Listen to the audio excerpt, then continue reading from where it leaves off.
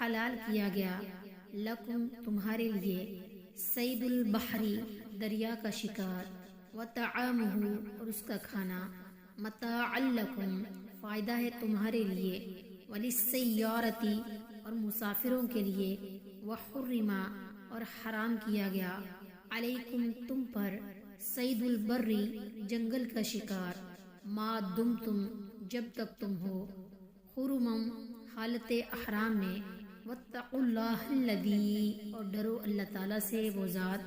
الیہ اس کی طرف تحشرون تم جمع کیے جاؤ گے۔ تمہارے لیے سمندر کا شکار اور اس کا کھانا حلال کیا گیا ہے، تم بھی اس سے فائدہ اٹھا سکتے ہو اور قافلے والے بھی زیادہ راہ بنا سکتے ہیں، البتہ جب تک حالت احرام میں ہو تو خشکی کا شکار تمہارے لیے حرام کیا گیا ہے اور اللہ کے احکام کی خلاف ورزی کرنے سے بچتے رہو۔